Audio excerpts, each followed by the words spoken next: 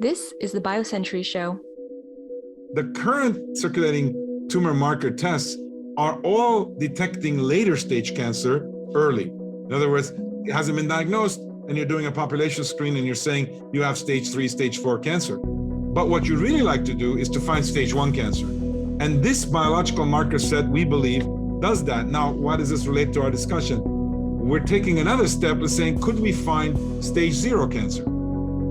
I mean, if we were building companies just to stay in Singapore, that would be a fool's errand, right? But if you think about Singapore as a gateway to many of the markets that are in that region, so whether it's Vietnam, Indonesia, the Philippines, maybe even China, right? Those are incredibly important markets and increasingly so. But also, of course, to the US and to Europe. I mean, we don't need to be provincial about where science starts. And, what we now call data scientists broadly, I think is what you're referring to.